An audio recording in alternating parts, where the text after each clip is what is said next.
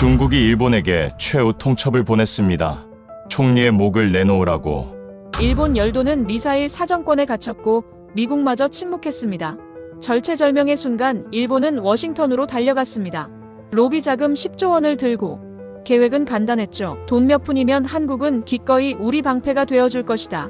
워싱턴 펜타곤 로비 문건에는 이렇게 적혀 있었습니다. 한국은 그저 쓰고 버릴 방파제일 뿐. 완벽한 계획이었습니다.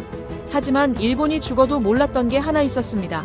그날 워싱턴 지하회의실에서 한국이 꺼내든 것, 그것이 모든 걸 뒤집어 놓았습니다. 대체 무엇이 10조 앞에서도 뒤집어질 수 있었을까요? 지금 바로 그 전말을 공개합니다. 영상 시작 전에 구독과 좋아요로 응원해주시고 대한민국 최고라고 댓글도 남겨주세요. 대한민국의 위상이 전 세계로 퍼져나가는데 큰 힘이 됩니다. 그럼 시작하겠습니다. 그날 새벽 저는 실수를 했습니다. 나중에 알았죠. 그게 제 30년 인생을 통째로 뒤집을 순간이었다는 걸. 워싱턴 DC 새벽 2시.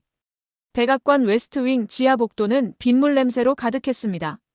창문을 때리는 소리가 얼음처럼 차갑게 울렸어요. 저는 네이선 콜드웰입니다. 49살. 국가안보회의 위기검증 특임관이죠. 쉽게 말하면 대통령이 서명하기 전 마지막으로 문서를 확인하는 사람입니다.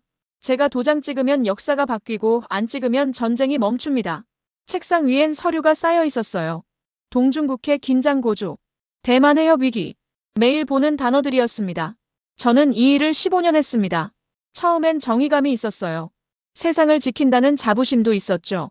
하지만 지금은 달라요. 사람이 숫자로 보입니다. 동맹은 계약서고 병사는 비용이며 희생은 통계였습니다. 냉정한 것 같습니까? 아닙니다. 이게 현실입니다. 감정으로 일하면 이 자리에서 절대 못 버팁니다. 책상 모서리에 펜 하나가 놓여 있었습니다. 일본 로비스트가 사흘 전에 건넨 겁니다. 늘 책상 앞에만 앉으면 생각이 많아집니다. 마침 그때 이메일 하나가 왔습니다. 발신자는 상부였어요. 제목은 단 한 줄. 비공개 3자 회담. 서명 전 최종 검증. 전은 파일을 열었습니다. 문서 제목이 눈에 확 들어왔어요. 프로젝트 브레이크워터 방파제 작전. 순간 제 손이 멈췄습니다. 방파제 파도를 막는 벽. 그런데 왜 사람을 지키는 군사작전에 이런 이름이 붙었을까? 뭔가 이상했습니다. 목이 조여왔어요. 하지만 저는 고개를 저었습니다. 생각이 많아지면 일이 꼬이니 그냥 확인만 하면 됩니다. 과거가 스쳤습니다. 몇 년 전 파병 브리핑 날이었어요. 복도에서 병사 하나가 울고 있었습니다. 20세쯤 됐을 거예요. 저는 그 옆을 지나쳤습니다. 뒤돌아보지 않았어요. 제 일은 감정이 아니라 검증이니까요. 그 기억을 밀어냈습니다. 화면을 다시 봤어요. 내일 새벽 지하회의실 참석자 셋 미국, 일본, 한국. 주제는 동아시아 방위 재편. 그러던 중 제 머릿속은 방파제 그 단어가 계속 생각이 났어요. 머릿속에서 지워지지 않았습니다. 사람을 물건처럼 부르는 느낌. 파도를 막으라고 세워두는 벽. 그런데 파도를 막다가 벽이 무너지면요. 저는 파일을 닫았습니다. 불을 껐어요. 복도로 나왔습니다. 유리창이 떨렸어요. 내일이면 끝날 겁니다. 또 하나의 서류에 도장만 찍으면 돼요. 뭐가 적혀 있든 상관없습니다. 제 일은 확인하는 거니까요. 하지만 가슴 한구석이 무거웠습니다. 방파제 그 단어가 경고처럼 울렸어요. 24시간 뒤 그 회의실에서 제가 목격할 것을, 한국이 가져올 것을, 그리고 제 30년 믿음이 산산조각 날 거라는 걸. 다음 날 저녁이었습니다. 회담 하루 전이었죠. 저는 국방부 연락장교인 제이슨 키를 만났어요. 제 대학 동기였습니다.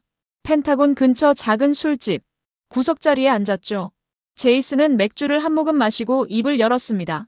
네이선, 내일 회담 맞지? 프로젝트 브레이크워터. 저는 놀랐어요. 1급 기밀인데. 어떻게 알아요? 제이슨은 쓴웃음을 지었습니다. 국방부 사람들 다 알아. 일본이 밀어붙이는 거. 한국을 1차 저지선에 세우는 거 맞지? 저는 대답 대신 맥주를 마셨습니다. 제이슨이 말했어요. 나 작년에 한국 해군이랑 합동훈련 했었어. 거기서 젊은 장교 하나를 만났는데 그 친구가 그러더라. 미국은 전쟁을 선택할 수 있지만 우리는 선택권이 없다고. 전쟁이 오면 우린 그냥 거기 있을 뿐이라고. 저는 잔을 내려놓았습니다. 그래서요? 제이슨이 저를 똑바로 봤어요. 그 친구 눈빛을 못 잊겠어. 두려움이 아니었어. 각오였어. 살기 위해 준비하는 사람의 눈이었다고. 저는 짜증이 났습니다. 제이슨, 국제 정치가 원래 그래요. 누군가는 앞에 서야죠. 그게 효율적이에요. 효율? 제이슨의 목소리가 차가워졌습니다. 사람을 효율로 재는 순간 그건 동맹이 아니야. 거래지. 진짜 동맹은 서로를 소모품으로 안 보는 약속이야. 저는 입을 다물었습니다. 제이슨은 자리에서 일어났어요. 내일 서명하기 전에 한 번만 생각해봐. 그 문서에 도장 찍는 순간 누군가의 아들이 방파제가 되는 거야. 제이슨은 나갔습니다. 저는 혼자 남았어요. 창밖엔 비가 내렸습니다. 동맹은 서로를 소모품으로 안 보는 약속. 그 말이 가슴을 찔렀어요. 저는 휴대폰을 꺼냈습니다. 내일 회담 파일을 열었죠. 프로젝트 브레이크워터. 한국군 1차 저지선 배치. 미군 후방 지원. 일본 자금 지원. 효율적이었습니다. 논리적이었어요. 하지만 왜 이렇게 목이 매는 걸까요? 저는 화면을 껐습니다. 계산을 하고 밖으로 나왔어요. 비가 옷을 적셨습니다. 내일이면 끝날 거예요. 그냥 도장만 찍으면 돼요. 하지만 제이슨 목소리가 귀에 맴돌았습니다. 누군가의 아들이 방파제가 되는 거야. 저는 차에 탔습니다. 시동을 걸었죠. 내일 새벽 지하 회의실. 거기서 뭘 보게 될까요? 30년 믿어온 것들이 조금씩 흔들리고 있었습니다. 2025년 백악관은 동아시아를 가장 비싼 위험 지역으로 분류했습니다. 중국은 해상 통제를 강화했어요. 항모 전단이 태평양으로 나오기 시작했죠. 대만은 긴장했고 일본은 공포에 떨었습니다. 그리고 일본은 움직였어요. 돈으로.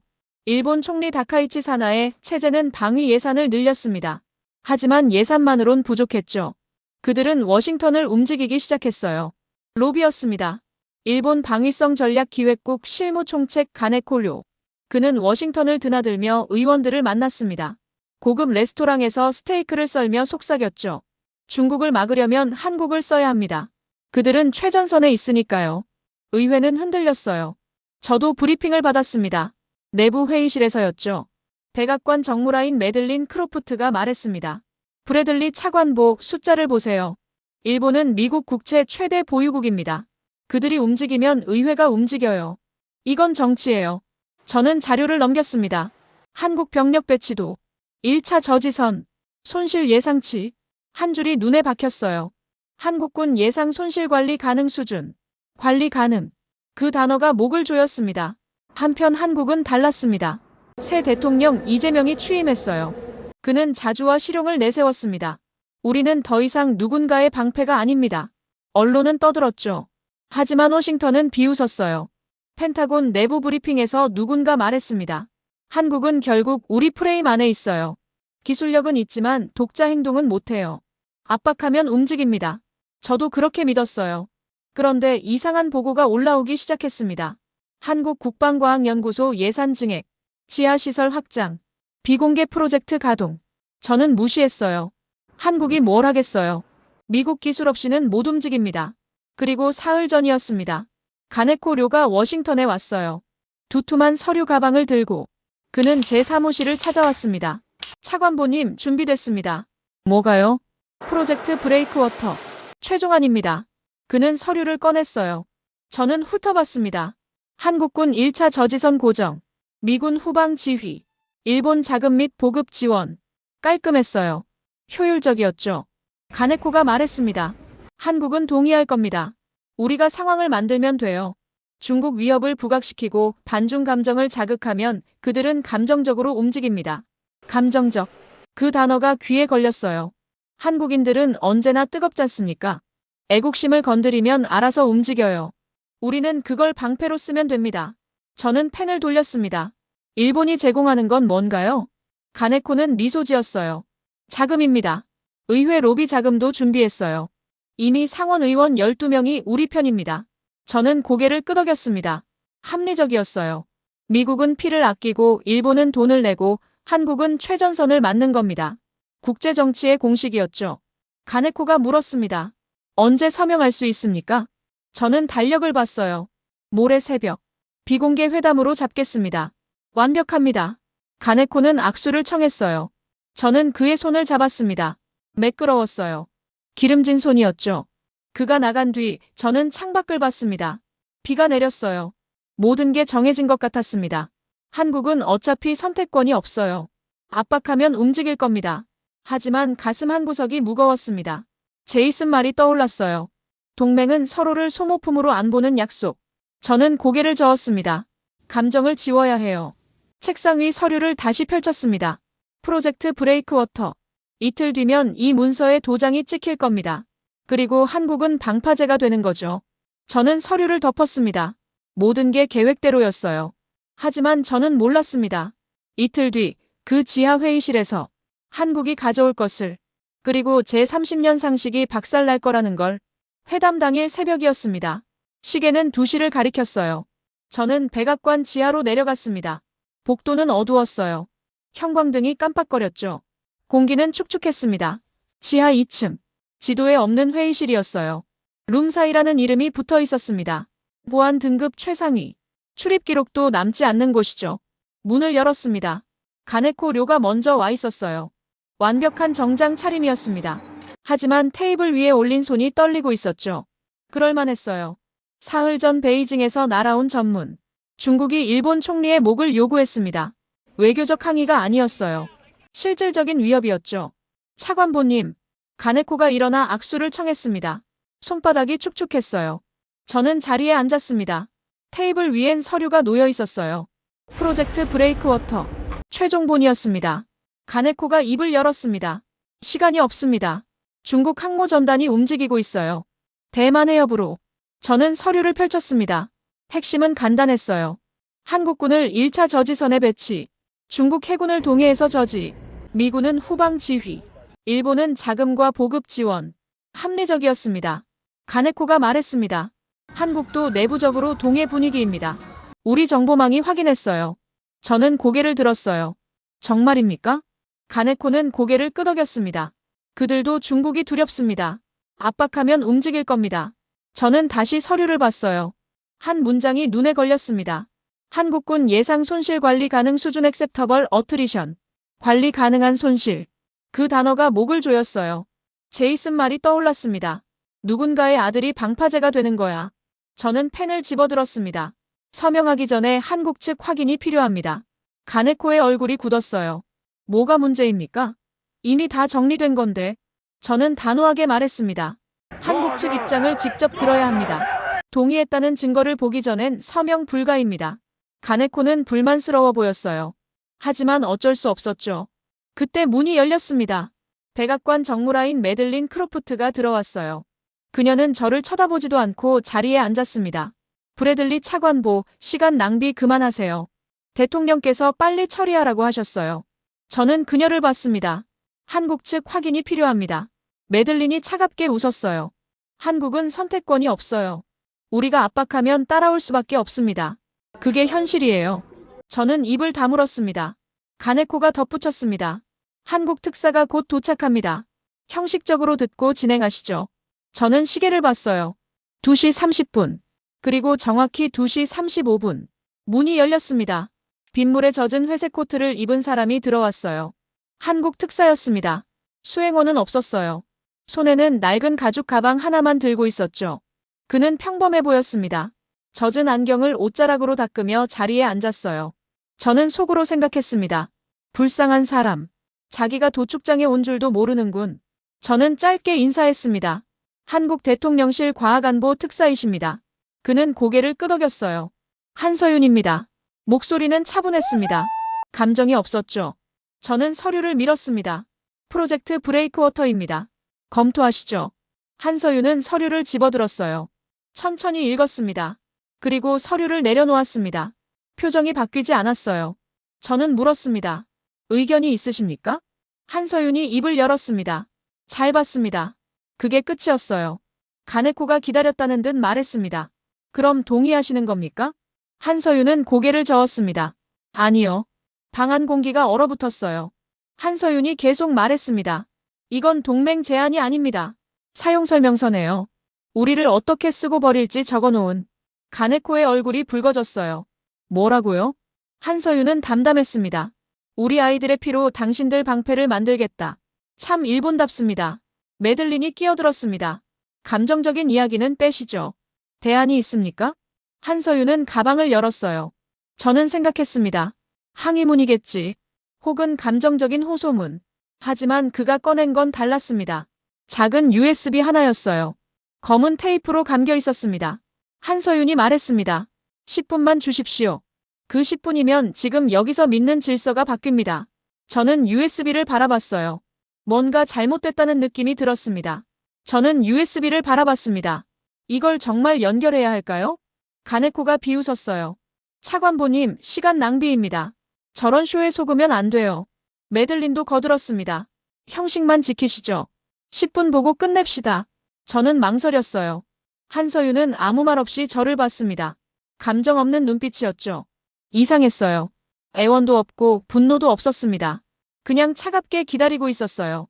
저는 USB를 집어들었습니다. 보안 샌드박스에 연결했죠. 로딩 중. 푸른 바가 채워졌습니다. 가네코가 말했습니다. 기껏해야 북한 도발 영상이나 감성팔이 프로모션일 겁니다. 메들린이 시계를 봤어요. 10분. 그 이상은 안 돼요. 화면이 켜졌습니다. 저는 숨을 멈췄어요. 이건 프로모션이 아니었습니다.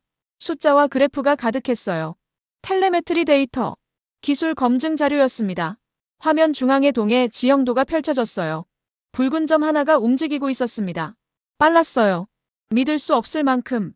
화면 하단에 속도 수치가 떴습니다. 마하 0.9, 1.5, 2.8, 3.0, 마하 3. 저는 안경을 고쳤어요. 이건 시스템 오류였습니다. 분명히 해수면 5m 높이로 날아가는 미사일이 마하 3을 낸다. 물리적으로 불가능해요. 저는 말했습니다. 이봐요, 미스터 한. 이건 조작입니다. 펜타곤을 시험하는 겁니까? 한서윤은 대답 없이 키보드를 눌렀어요. 화면이 바뀌었습니다. 이번엔 실사 영상이었어요. 거친 파도 위. 열화상 카메라 화면. 무언가가 화면을 가로질렀습니다. 너무 빨라서 형체가 안 보였어요. 그리고 그 뒤로 바닷물이 갈라졌습니다. 충격파였어요. 가네코가 소리쳤습니다. 거짓말이야. 조작이라고. 저는 화면을 멈췄습니다. 타임코드를 확인했어요. 이틀 전이었습니다. 독도 동남방 80해리. 가네코가 떨며 말했습니다. 그날 우리 레이더는 아무것도 못 잡았어. 이건 가짜야. 한서윤이 차갑게 말했습니다. 못 본 게 아닙니다. 안 보인 거죠. 당신네 레이더는 고도 10km 상공만 보니까요. 우린 파도 사이로 갔습니다. 저는 전화기를 집어들었습니다. NRO 당직실로 연결했어요. 필터를 꺼. 평소에 노이즈로 버리는 것까지 다 봐. 네. 차관보님, 그럼 쓰레기 데이터가. 명령이야. 잠시 후 목소리가 떨렸습니다. 차관보님, 이상 패턴 있습니다. 이틀 전 동해. 수평 이동 흔적. 회피 기동도 보입니다. 속도는 마하 3.2. 저는 전화를 끊었습니다. 손이 떨렸어요. 이건 진짜였습니다. 메들린이 소리쳤습니다. 브래들리, 지금 뭐 하는 거예요? 서명해요. 저는 고개를 저었습니다. 한국 측 데이터 검증이 필요합니다. 가네코가 비명 질렀어요. 검증? 시간이 없다고요. 저는 문을 잠갔습니다. 찰컥. 밖에서 두드리는 소리가 들렸어요. 하지만 저는 돌아보지 않았습니다. 한서윤을 봤어요. 당신들, 진짜 뭘 만든 겁니까? 한서윤이 가방에서 파일을 꺼냈습니다. 사진이었어요. 지하 연구실. 낡은 슬리퍼를 신은 연구원들. 컵라면 용기가 산처럼 쌓인 책상. 한서윤이 말했습니다. 우리는 25년 걸렸습니다. 햇빛도 못 보고 지하 50m에서. 저는 사진을 넘겼어요. 기름때 묻은 손. 터진 손톱. 실패라고 적힌 문서 더미. 이게 뭡니까? 한서윤이 차갑게 대답했습니다. 당신들이 로비 자금 뿌리며 스테이크 먹을 때 우리 연구원들이 한 일입니다. 가네코가 떨었어요. 그래서 뭘 만들었다는 겁니까? 한서윤은 화면을 바꿨습니다. 설계도가 나타났어요. 저는 숨이 막혔습니다. 엔진 구조가 이상했어요. 공기 흡입구가 접혔다 펴지는 구조였습니다. 이건 가변 흡입구? 저는 중얼거렸어요. 나사도 포기한 기술이었습니다. 내구성 문제 때문에. 어떻게 마하 3속도에서 이게 버팁니까? 한서윤이 말했습니다. 반도체 코팅입니다. 삼성과 하이닉스 공정 기술을 응용했죠. 0.01mm 두께로 3000도를 버팁니다. 저는 화면을 스크롤했어요. 유도 시스템을 봤습니다. GPS가 없었어요. 대신 영상 대조 방식이었습니다. 저는 놀랐어요. GPS 신호 없이 날아간다고요? 한서윤이 고개를 끄덕였습니다. 파도 모양, 별 위치, 습도 변화로 위치를 계산합니다. 교란당에도 눈 감고 목표를 찾아갑니다. 저는 펜타곤 서버에 접속했습니다. 시뮬레이션을 돌렸어요. 블루팀 이지스 구축함 2척, 항모 1척. 레드팀 해성5 미사일 4발. 엔터를 눌렀습니다. 가네코가 화면에 얼굴을 박았어요. 카운트다운 30초. 미사일 발사. 해수면 5m로 접근. 이지스함 레이더 경보. 요격 미사일 발사. 가네코가 소리쳤습니다. 요격해. 저것들을 막아. 하지만 화면 속 붉은 점들이 춤을 췄어요. 90도 급선회. 수면 다이빙. 다시 상승. 마하 3속도로. 요격 실패. 요격 실패. 경고음이 울렸습니다. 45초 만에 끝났어요. 이지스함 격침. 항모 대파. 메들린의 얼굴이 하얘졌습니다. 이건 말도 안 돼. 저는 의자에 몸을 기댔어요. 심장이 터질 것 같았습니다. 한서윤이 조용히 말했습니다. 이제 아시겠습니까? 우린 방파제가 아닙니다. 그때 위에서 전화가 왔습니다. 메들린이 받았어요. 네, 대통령님. 아니, 그게 지금 상황이. 그녀가 전화를 끊었습니다. 브래들리 서명해요. 지금 당장. 저는 고개를 저었습니다. 이 데이터 확인이 끝날 때까지 안 됩니다. 메들린이 소리쳤어요. 당신 커리어 끝이에요. 저는 그녀를 똑바로 봤습니다. 제 커리어보다 진실이 중요합니다. 밖에서 문 두드리는 소리가 커졌어요. 경호팀이 모인 것 같았습니다. 한서윤이 말했습니다. 시간이 없습니다. 차관보님. 선택하세요. 저는 서류를 집어들었어요. 프로젝트 브레이크워터. 그리고 천천히 찢기 시작했습니다. 찍. 종이가 갈라졌어요. 가네코가 비명을 질렀습니다. 미쳤어. 당신 지금 뭐 하는 거야? 저는 찢어진 종이를 던졌습니다. 이건 동맹이 아닙니다. 사기극이에요. 메들린이 떨며 전화를 들었어요. 보안팀. 지금 당장 문 열어. 저는 한서윤을 봤습니다. 이제 어떻게 됩니까? 한서윤이 처음으로 미소 지었어요. 이제 진짜 협상이 시작됩니다. 문이 열렸습니다. 경호팀이 들이닥쳤어요. 총을 겨눴죠. 손 들어. 꼼짝 마. 저는 손을 들지 않았습니다. 대신 한서윤 앞으로 걸어갔어요. 백악관 비서실장 마이클이 들어왔습니다. 브래들리, 자네 선을 넘었어. 저는 그를 봤어요. 선을 넘은 건 당신들입니다. 동맹국을 방패로 팔려 했잖아요. 마이클이 코웃음 쳤습니다. 국가 이익이 뭔지 모르나. 감상주의로 일하면 안 돼. 그는 경호팀에게 손짓했어요. 저 한국인 끌어내. 그리고 브래들리는 수갑 채워. 경호원이 다가왔습니다. 한서윤이 말했습니다. 잠깐만요.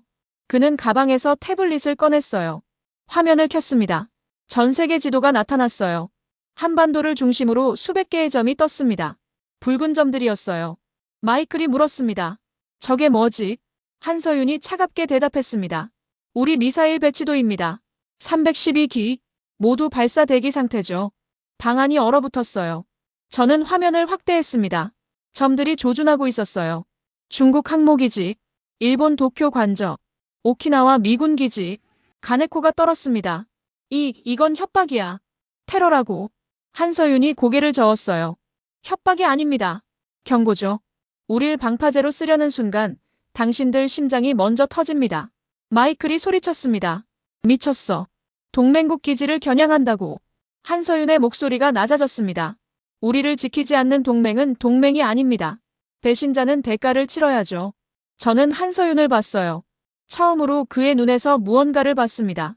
분노가 아니었어요. 슬픔도 아니었죠. 그건 각오였습니다. 죽더라도 혼자 안 죽겠다는. 저는 물었습니다. 정부 승인 받았습니까? 한서윤이 고개를 저었어요. 데드맨 스위치입니다. 제가 1시간 안에 코드 입력 안 하면 자동으로 전 세계에 공개돼요. 메들린이 떨며 말했습니다. 그럼 지금 당장 꺼요. 꺼. 한서윤이 웃었어요. 그럴 순 없습니다. 이미 시작됐으니까. 그 순간 모든 스크린이 켜졌습니다. CNN 긴급. 동해상 미확인 발사체 포착. NHK 속보. 일본 레이더망 마비. BBC. 한국 성명 발표 예정. 화면마다 같은 지도가 떴어요. 수백 개의 붉은 점들. 전 세계가 보고 있었습니다. 마이클이 주저앉았어요. 이건 끝이야. 다 끝났어. 저는 한서윤을 봤습니다. 왜 이렇게까지 합니까? 한서윤이 조용히 대답했습니다. 우린 25년 준비했어요. 컵라면 먹으며 지하에서 가족 버리고 건강 잃으며. 왜냐고요? 그가 저를 똑바로 봤어요. 다시는 누구 눈치 보며 살지 않기 위해서입니다. 우리 아이들이 방파제 아닌 주인으로 살게 하려고요. 저는 아무 말 못했습니다. 가슴이 뜨거워졌어요. 이건 기술 자랑이 아니었습니다. 생존의 절규였어요. 한서윤이 말했습니다. 이제 선택하세요, 차관보님. 우릴 적으로 만들 겁니까? 동등한 동맹으로 만들 겁니까? 저는 깊게 숨을 쉬었습니다. 그리고 결심했어요. 새 문서를 꺼냈습니다. 매들린이 소리쳤어요. 브래들리, 당신 지금. 저는 그녀를 무시했습니다. 한서윤에게 말했어요. 새로 씁시다. 방파제가 아닌 파트너로. 저는 노트북을 열었습니다. 새 문서를 만들었어요. 제목을 쳤습니다. 한미 상호 대등방위 조약. 매들린이 비명 질렀어요. 미쳤어, 당신 정말 미쳤어. 저는 무시했습니다. 타이핑을 시작했어요. 1조. 한국은 독자 억제력 보유국으로 인정한다. 2조. 미사일 사거리 제한 전면 폐기. 3조. 원자력 잠수함 보유 제한 폐기. 가네코가 기어들어왔습니다. 안 돼, 그럼 일본은 어떻게 돼? 우리 안보는. 저는 그를 쳐다봤어요. 당신 내가 한국을 방패로 쓰려 했잖아요. 이제 한국이 스스로 칼이 된 거예요. 한서윤이 화면을 조작했습니다. 새 영상이 떴어요. 트럭이었습니다. 민간 화물차처럼 보였죠. 하지만 짐칸을 열자 발사관이 나타났어요. 저는 입이 벌어졌습니다. 이건 강원도 산골이었어요. 한서윤이 화면을 넘겼습니다. 이번엔 어선이었어요. 그물 밑에 숨겨진 발사관. 또 넘겼습니다. 컨테이너선. 민간 선박으로 위장한 발사 시스템. 저는 중얼거렸습니다. 어디에나 숨겨뒀군요. 한서윤이 고개를 끄덕였어요. 잠수함, 구축함, 산악트럭, 민간 선박. 당신들이 감시할 때 우린 이미 당신들 턱 밑에 칼을 들이밀고 있었습니다. 가네코가 바닥에 주저앉았어요. 끝났어, 일본은 끝났어. 저는 계속 타이핑했습니다. 4조. 일본은 한국 군사 전략에 거부권 없음. 5조. 한미일 삼각동맹 아닌 한미 양자동맹 우선. 마이클이 전화를 들었습니다. 대통령님, 지금 상황이 통제 불능입니다. 수화기 너머로 고함이 들렸어요. CNN에서 난리야. 한국 미사일이 펜타곤보다 빠르다고 떠들잖아. 마이클이 떨었습니다. 죄송합니다. 곧 수습하겠습니다. 저는 문서를 저장했어요. 한서윤에게 밀었습니다. 검토하세요. 한서윤은 천천히 읽었어요. 고개를 끄덕였습니다. 좋습니다. 하지만 하나 더 추가해야죠. 뭡니까? 한서윤이 말했습니다. 한국방위산업기술 이전 금지 조항 삭제. 우리 기술은 우리가 결정합니다. 저는 잠시 망설였어요. 그건 펜타곤이 결사 반대할 겁니다. 한서윤이 화면을 가리켰습니다. 312발. 모두 발사 대기 중입니다. 선택하세요. 저는 조항을 추가했어요. 6조. 한국방위산업 자율권 보장.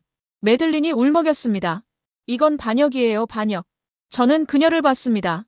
반역은 동맹을 방패로 팔려던 당신들이에요. 밖에서 드릴 소리가 들렸어요. 문을 뚫고 있었습니다. 한서윤이 말했습니다. 시간이 없어요. 저는 문서를 출력했습니다. 프린터가 돌아갔어요. 종이가 나왔습니다. 저는 펜을 들었어요. 서명했습니다. 한서윤도 서명했어요. 매들린이 소리쳤습니다. 그건 무효야. 대통령 서명이 없어.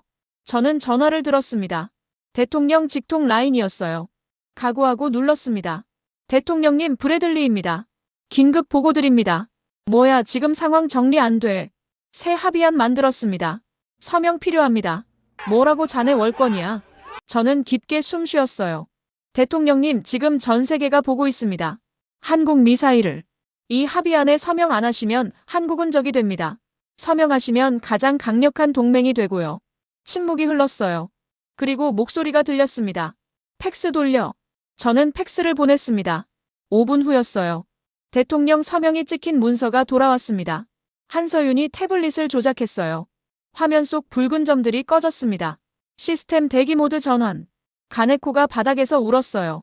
끝났어, 다 끝났어. 저는 한서윤을 봤습니다. 이제 됐습니까?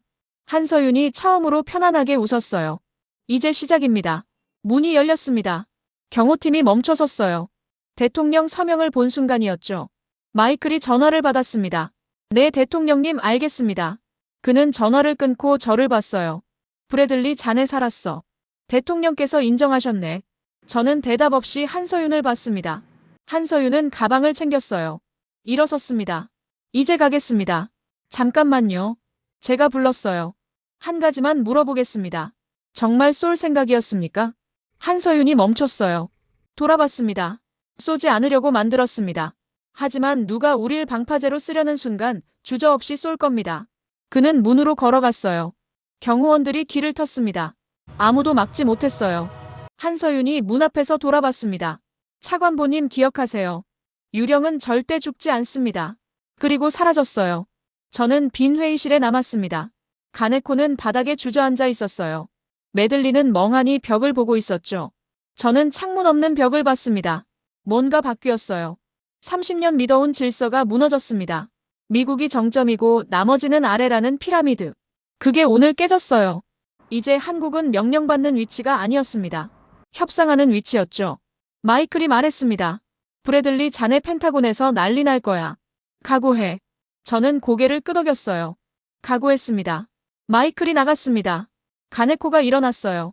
비틀거리며 서류를 주었습니다. 찢어진 브레이크워터 문서였죠. 그는 중얼거렸습니다.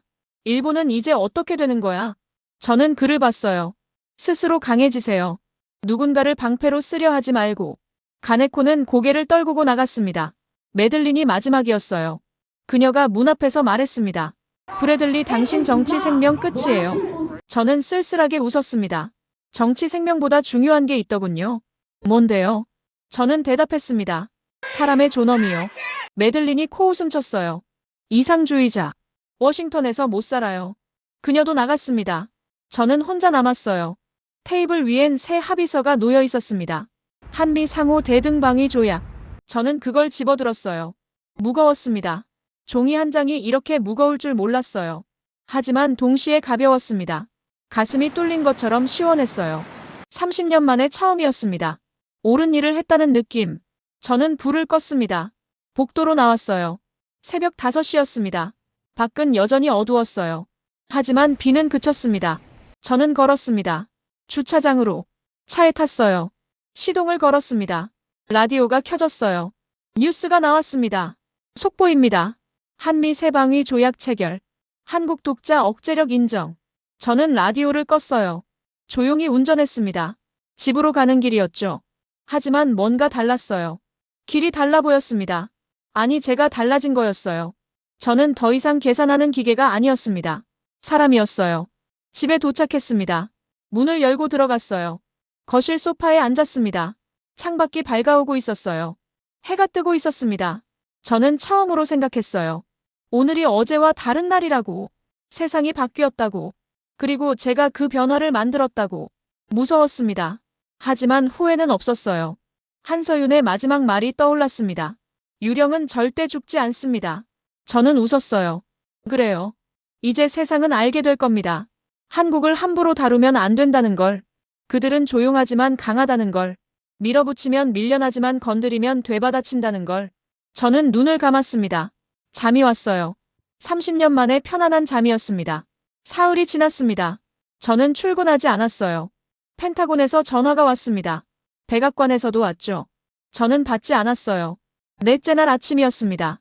초인종이 울렸어요. 문을 열었습니다. 제이슨이 서 있었어요. 들어와도 되나? 저는 고개를 끄덕였습니다. 제이슨이 들어왔어요. 거실에 앉았죠. 저는 커피를 끓였습니다. 둘 다 말이 없었어요. 제이슨이 먼저 입을 열었습니다. 네이선 자네 영웅이야. 저는 쓸쓸하게 웃었어요. 영웅은 무슨? 실업자죠. 제이슨이 고개를 저었습니다. 펜타곤에서 난리야. 반은 자네를 반역자라 하고 반은 자네를 용기 있다고 해. 저는 커피를 마셨어요. 어느 쪽이 이길까요? 제이슨이 잠시 망설였습니다. 솔직히 모르겠어. 하지만 일본 로비가 움직이고 있어. 저는 예상했다는 듯 고개를 끄덕였어요. 얼마나 세게 오나요? 제이슨이 서류 봉투를 꺼냈습니다. 이거 봐. 저는 열었어요. 고발장이었습니다. 브래들리 네이선 콜드웰. 직권 남용. 국익 침해. 외국 세력과 결탁. 저는 서류를 내려놨습니다. 예상했어요. 제이슨이 말했습니다. 그뿐이 아니야. 언론 플레이도 시작했어. 자네가 한국한테 매수당했다고 떠들고 있어. 저는 창밖을 봤어요. 사실이 중요한 게 아니군요. 제이슨이 한숨 쉬었습니다. 워싱턴에선 돈이 진실을 이겨. 자네도 알잖아. 저는 알았어요. 하지만 이번엔 달랐습니다. 제이슨 한 가지 물어볼게요. 내가 틀렸나요? 제이슨이 고개를 저었어요. 아니 자넨 옳았어. 하지만 옳다고 이기는 게 아니야. 저는 쓸쓸하게 웃었습니다. 그날 밤이었어요. 전화가 왔습니다.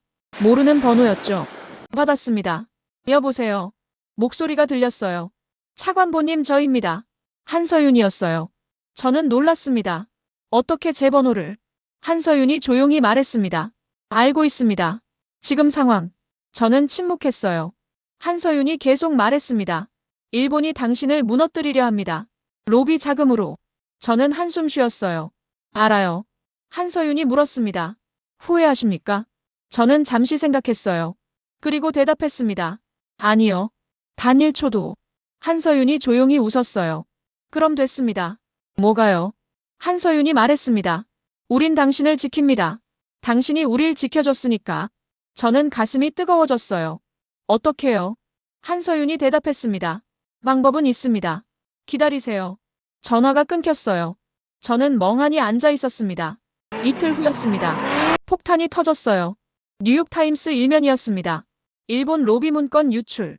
브레이크워터 작전 전모 공개. 기사는 상세했어요. 일본이 한국을 방파제로 쓰려 했던 계획. 미 의원 매수 내역. 로비 자금 흐름. 모든 게 드러났습니다. 의회가 발칵 뒤집혔어요. 일본 대사관 앞엔 시위대가 모였습니다. 동맹을 돈으로 사려 했나? 수치다. 저는 신문을 봤어요. 누가 유출했는지 알았습니다. 한국이었어요. 한서윤이었죠. 그날 저녁이었습니다. 백악관에서 전화가 왔어요. 대통령 직통이었습니다. 브래들리 자네 복직이야. 저는 놀랐어요. 예. 대통령이 말했습니다. 자네가 옳았어. 일본 놈들이 우릴 이용하려 했더군. 자네가 막아줘서 고맙네. 저는 대답했습니다. 감사합니다. 대통령이 덧붙였습니다. 앞으로 한국 관련 업무 자네가 맡아. 믿을 사람이 자네밖에 없어.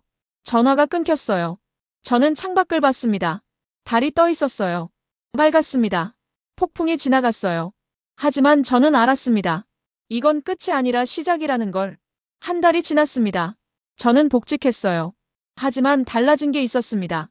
제 책상엔 한국 관련 서류만 쌓였어요. 매일 보고서를 썼습니다. 한미 합동훈련, 기술 협력, 정보 공유. 모든 게 순조로웠어요. 너무 순조로웠습니다. 어느 날 저녁이었어요. 퇴근 준비를 하고 있었죠. 전화가 왔습니다. 한서윤이었어요. 차관보님 급한 일입니다. 뭔가요? 한서윤의 목소리가 떨렸어요. 중국이 움직였습니다. 저는 멈췄어요. 뭐라고요? 한서윤이 말했습니다. 항모 3척이 동해로 들어왔어요. 우리 배타적 경제수역 안으로. 저는 서류를 집어던졌습니다. 지금 당장 갑니다. 1시간 후였어요. 저는 상황실에 있었습니다. 대형 스크린에 지도가 떴어요. 붉은 점 3개가 움직이고 있었습니다. 중국 항모 전단이었어요.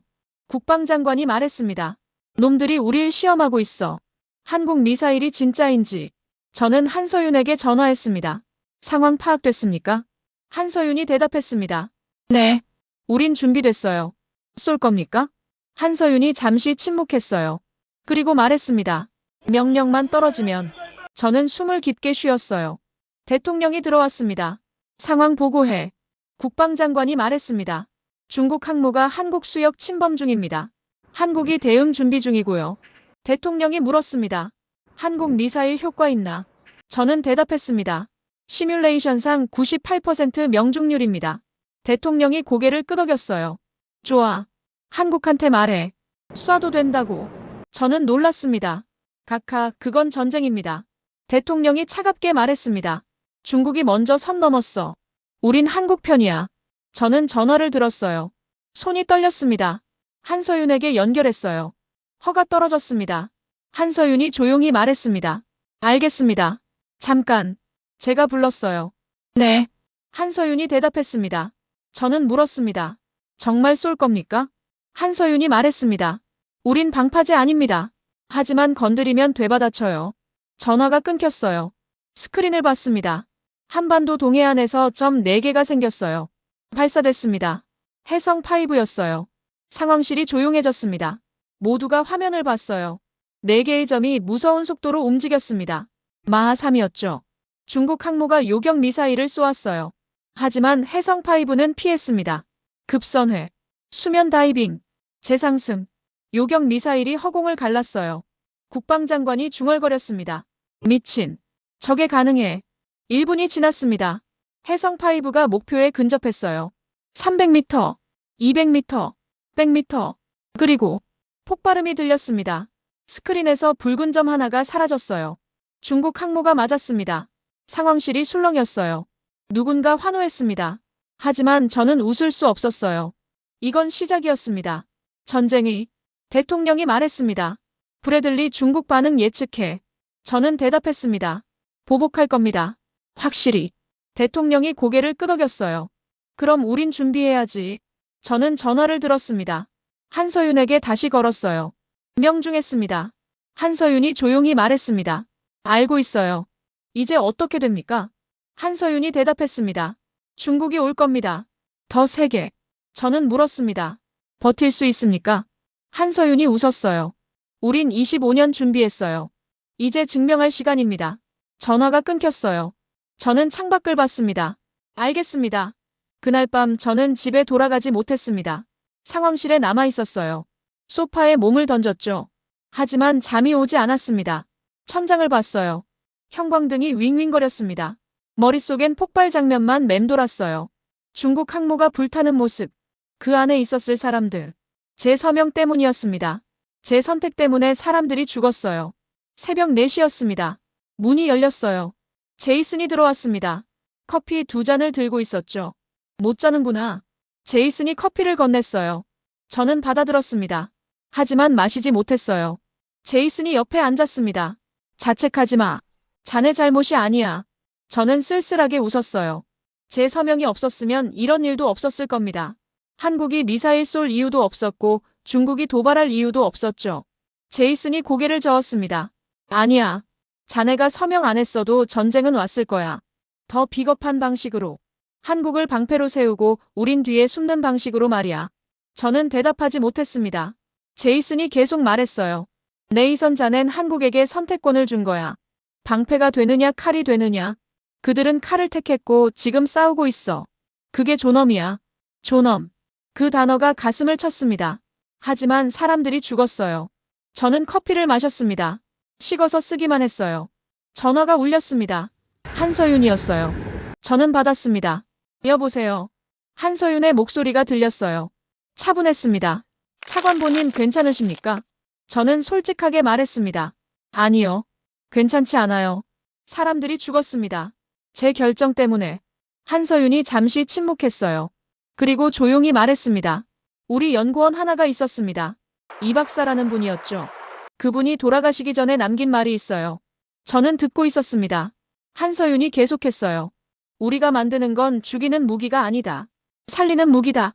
이게 있어야 우리 아이들이 전쟁 없이 살 수 있다. 그분은 그렇게 말씀하셨습니다. 저는 눈을 감았어요. 한서윤이 말했습니다.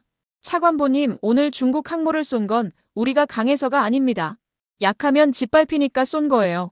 당신이 우리에게 그럴 권리를 줬습니다. 그게 당신이 한 일이에요. 저는 목이 메었습니다. 하지만 사람들이. 한서윤이 말을 끊었어요. 네. 사람들이 죽었어요. 하지만 그들이 안 왔으면 우리 어민들이 죽었을 겁니다. 우리 아이들이 죽었을 거예요. 누군가는 죽습니다. 전쟁이니까. 하지만 이번엔 우리가 선택했어요. 맞을지 칠지를. 전화가 끊겼습니다. 저는 멍하니 앉아 있었어요. 제이슨이 말했습니다. 들었어. 맞는 말이야. 저는 고개를 끄덕였습니다. 천천히. 맞는 말이었어요. 하지만 가슴은 여전히 무거웠습니다. 아침이 밝았습니다. 저는 사무실로 돌아왔어요. 책상에 앉았습니다. 서류를 펼쳤죠. 중국 반응 분석 보고서였어요. 중국은 항의했습니다. 하지만 추가 공격은 없었어요. 왜일까요? 저는 보고서를 읽었습니다. 이유가 있었어요. 한국 미사일이 너무 빨랐습니다. 중국도 막을 수 없었어요. 추가 도발은 더 큰 손실을 의미했죠. 억제력이었습니다. 진짜 억제력. 저는 창밖을 봤어요. 해가 떠올랐습니다. 그리고 깨달았어요. 제가 한 일은 전쟁을 만든 게 아니었습니다. 전쟁을 막은 거였어요. 한국이 약했다면 중국은 계속 밀고 들어왔을 겁니다. 한국을 짓밟고 일본을 위협하고 태평양을 집어삼켰겠죠. 하지만 이제는 달랐어요. 한국이 강했습니다. 그래서 중국이 멈췄어요. 힘이 평화를 만들었습니다. 저는 처음으로 안도했어요. 제 선택이 틀리지 않았다고. 전화가 또 울렸습니다. 이번엔 대통령이었어요. 일주일 후였습니다. 저는 베이징행 비행기에 탔어요. 대통령 특사단과 함께였죠. 12시간 비행이었습니다.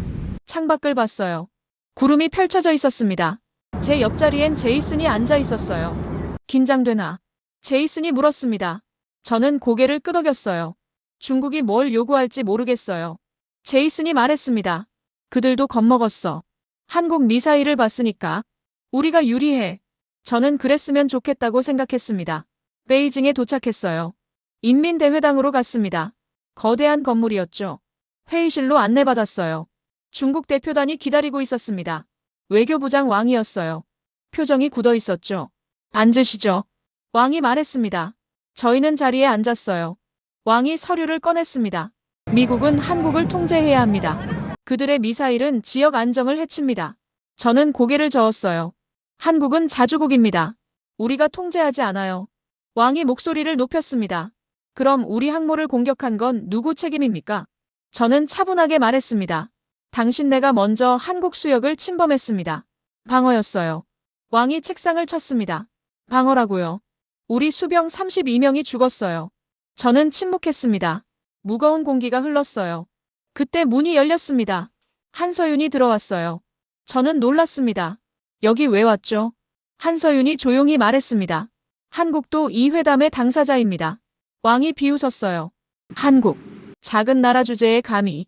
한서윤이 그를 똑바로 봤습니다. 작은 나라지만 당신네 항모를 격침시켰습니다. 왕의 얼굴이 붉어졌어요. 한서윤이 서류를 꺼냈습니다. 테이블 위에 펼쳤어요. 사진이었습니다.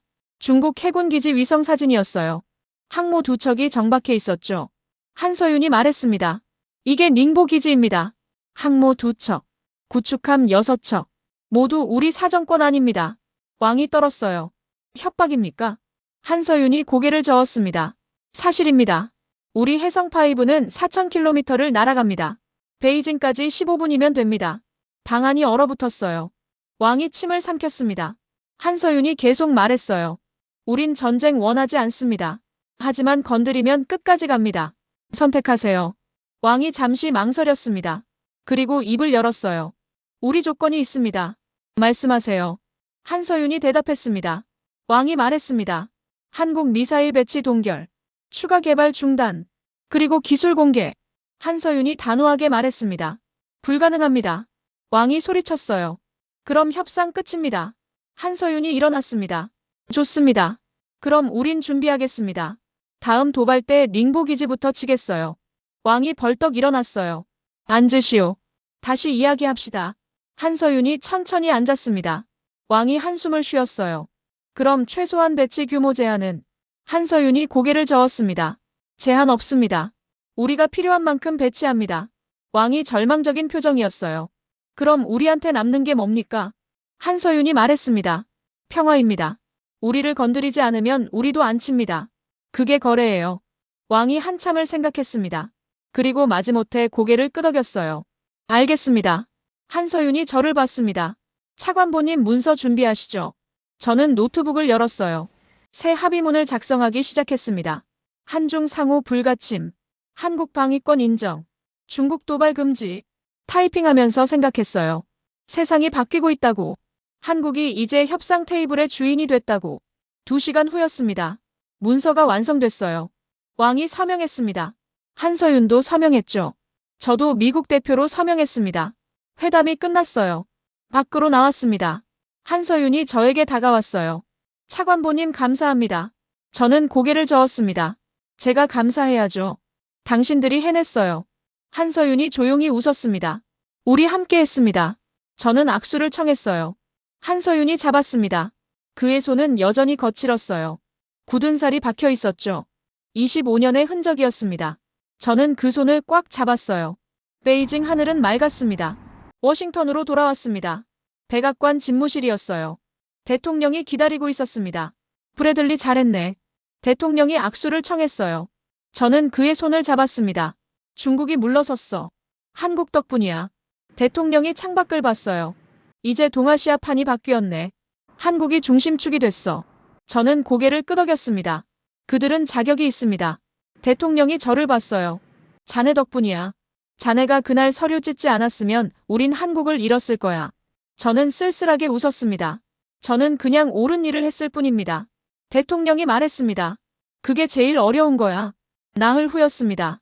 백악관 로즈가든에서 기자회견이 열렸어요. 대통령이 단상에 섰습니다. 한국 대통령 이재명도 함께였죠.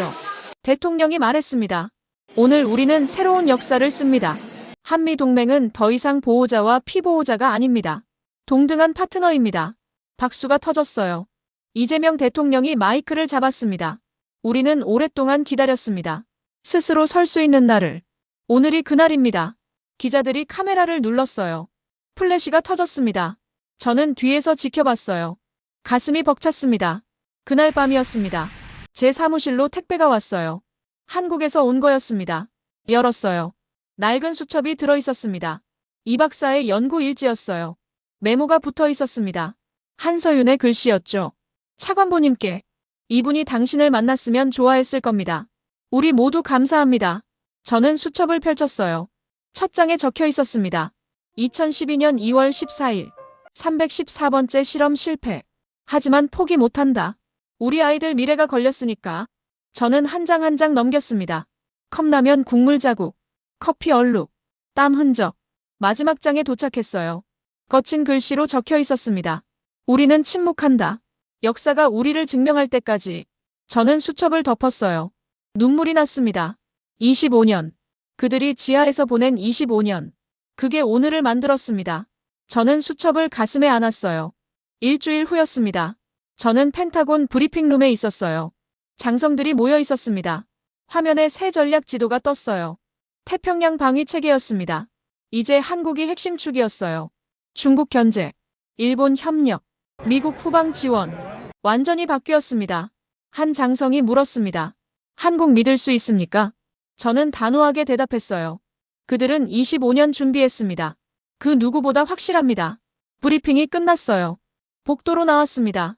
제이슨이 기다리고 있었어요. 네이선 축하해. 자넨 역사를 바꿨어. 저는 고개를 저었습니다. 제가 아니에요.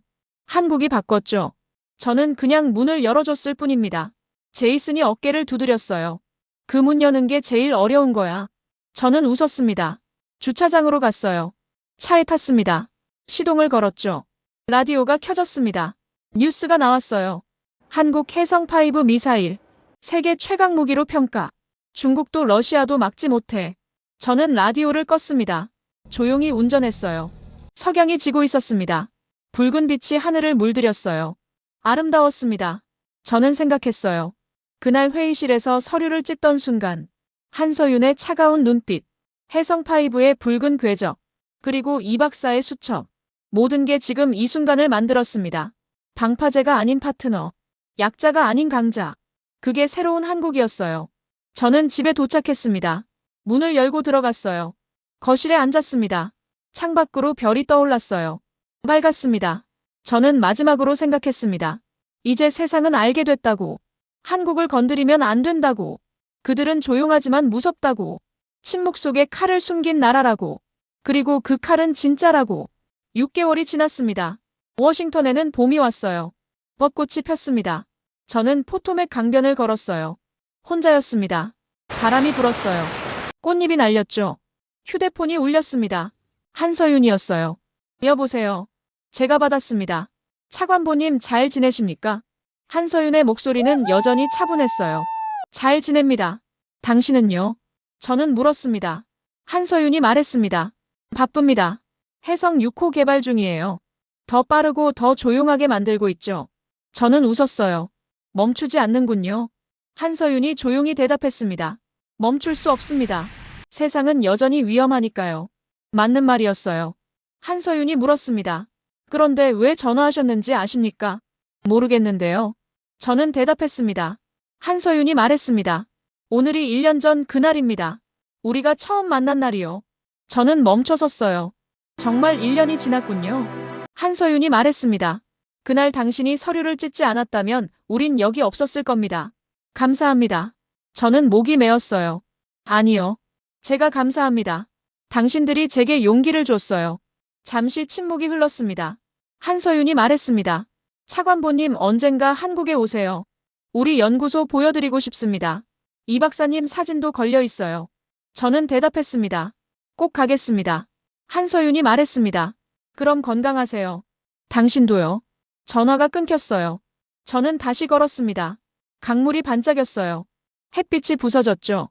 벤치에 앉았습니다. 가방에서 수첩을 꺼냈어요. 이 박사의 연구 일지였습니다. 저는 늘 들고 다녔어요. 잊지 않기 위해서였죠. 수첩을 펼쳤습니다. 마지막 장을 봤어요. 우리는 침묵한다. 역사가 우리를 증명할 때까지. 저는 수첩을 덮었습니다. 이 박사님 역사가 당신을 증명했어요. 당신과 동료들을. 그 25년을. 저는 하늘을 봤습니다. 구름 한 점 없었어요. 맑았습니다. 그리고 생각했습니다. 1년 전 그날. 비 내리던 새벽. 지하 회의실. 방파제라는 단어에 목이 조이던 순간. 한서윤이 블랙키를 꺼내던 순간. 제가 서류를 찢던 순간. 모든 게 지금을 만들었습니다. 이제 세상은 바뀌었어요. 한국은 더 이상 누구 뒤에 숨지 않았습니다. 스스로 섰죠. 중국도 일본도 함부로 못했어요. 미국도 함부로 명령 못했습니다. 그들은 동등한 파트너였어요. 컵라면으로 만든 기적이었습니다. 지하 50m에서 피운 불꽃이었죠. 그리고 그 불꽃은 꺼지지 않았습니다. 저는 일어났어요. 다시 걸었습니다. 앞으로. 새로운 세상을 향해. 아이들이 공원에서 놀고 있었어요. 웃음소리가 들렸습니다. 평화로웠어요. 하지만 저는 알았습니다. 이 평화는 그냥 온 게 아니라고. 누군가 25년 지하에서 컵라면 먹으며 만든 거라고. 누군가 가족 버리고 건강 잃으며 지켜낸 거라고. 그래서 더 소중했습니다. 저는 마지막으로 하늘을 봤어요. 구름이 천천히 움직였습니다.